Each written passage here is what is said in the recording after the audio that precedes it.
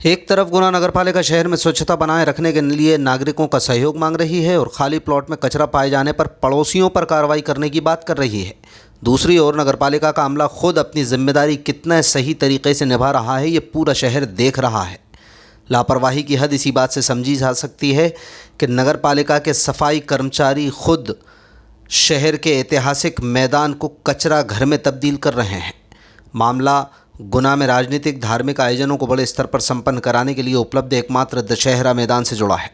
गोपालपुरा और नानाखेड़ी मार्ग को जोड़ने वाले इस विशालकाय मैदान को नगरपालिका ने डंपिंग ग्राउंड बना के रख दिया है। कई महीनों से इस मैदान के एक छोर पर कचरा गाड़ियों का स्टैंड बनाया गया था। कचरा गाड़ी के चालक ट्रेंचिंग ग्राउंड का रुख नहीं करते हुए सीधे दशहरा मैदान में ही कचरा फेंक रहे थे। धीरे धीरे नगरपालिका की लापरवाही अब मुख्य सड़क तक नजर आने लगी।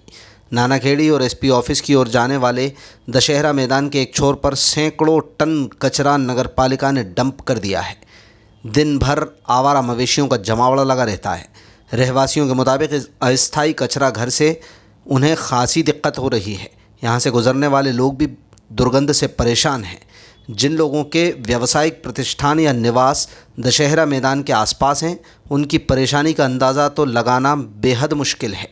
लोगों की शिकायत पर संज्ञान लेकर स्थानीय पार्षद प्रतिनिधि ने नगरपालिका को बाकायदा लिखित आवेदन देकर बताया था कि दशहरा मैदान पर कचरा फेंकना सही नहीं है, लेकिन शहर को स्वच्छता का पाठ पढ़ाने वाली नगरपालिका अपने ही पार्षद की वाजिब शिकायत को अनदेखा कर रही है।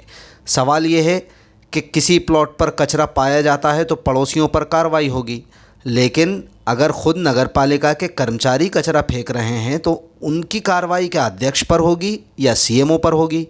नतीजा इस अस्थायी कचरा मैदान से सिर्फ 100 मीटर दूर एसपी ऑफिस और जेल परिसर जैसे शासकीय कार्यालयों में भी कचरे की दुर्गंध पहुंचने लगी है। आम लोगों में भी रोष बढ़ रहा है। लोग स्वच्छता की दुहाई देने वाली नगरपालिका को दशहरा मैदान के फोटो सोशल मीडिया पर डाल कर आईना दिखाने से नहीं चूक रहे। इस मैदान की उपयोगिता का अंदाज़ा इस बात से लगाया जा सकता है कि यहाँ देश के प्रधानमंत्री नरेंद्र मोदी एक नहीं 2 बार आम जनता को संबोधित कर चुके हैं। देश के जाने माने कथावाचक धीरेन्द्र शास्त्री की कथा का आयोजन भी 1 सप्ताह तक इस मैदान पर किया गया था। 37 गोपालपुरा। दिक्कत ये है कि रोड पे जो कचरा डंप करा जा रहा है ना, इससे अब तो उनने क्या है पूरा भर गया है, तो रोड पे ही आ रहा है। और जो दशहरा मैदान क्या है, यहाँ धार्मिक कार्यक्रम भी हैं। आज अपने बागेश्वर धाम भी जी आए, मोदी जी यहाँ पर आए, बड़े बड़े आयोजन यहाँ पे होते हैं और इसी मैदान पर कचरा डंप करा जा रहा है। पूरा शहर कचरा यहाँ डाला जा रहा है और उससे क्या हो रहा है कि पूरे शहर में बाढ़ में जो है ना, बाढ़ में पूरी गंदगी, उसकी बदबू वहाँ तक स्मेल जा रही पूरी।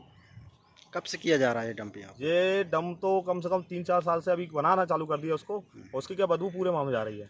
आज क्या स्थिति है? आज ये स्थिति है कि पूरा उसमें पूरा रोड पे आ रहा है, गाय उसको खा रही हैं। ये स्थिति है उसकी आज। गायों का जमावड़ा भी लगा हुआ है। गायों का भी जमावड़ा है। व्यक्ति वहाँ से निकल नहीं पा रहा है, इतनी बदबू स्मेल आ रही है कि व्यक्ति उधर से निकले तो उल्टी हो जाए उसको। आदि बीमार हो रहे हैं इससे। तो क्या उठता नहीं है यहाँ से कचरा? नगर पालिका ने जिनको काम दे रखा है वो समय पे आते नहीं है और ना वो उठा रहा है व्यक्ति, जिम्मेदारी तय नहीं कर रहे। तो क्या बाढ़ में भी स्मेल पहुँच रही है इस कचरे? बाढ़ में हमारे आप जब मान लो कि 1 किलोमीटर तक इसमें बदबू आ रही है। आसपास कौन सा क्षेत्र है इधर? गोपालपुरा लगता है, एसपी ऑफिस लगता है और अपने ये बच्चों का छात्रावास भी है यहीं पर। आप लोगों ने शिकायत की है नगर पालिका में करीब पूर्व में पहले नगर पालिका में करी, इससे बाद में अभी जन सुनवाई में दिया कलेक्टर साहब को। अभी तो कोई कार्रवाई नहीं हुई। किसने दिया है आवेदन? पापा जी ने दिया था, लक्ष्मण सिंह जाटव।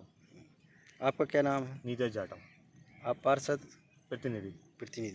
अच्छा, पार्षद कौन है? माता जी। क्या नाम है? राजकुमारी लक्ष्मण सिंह जाटव।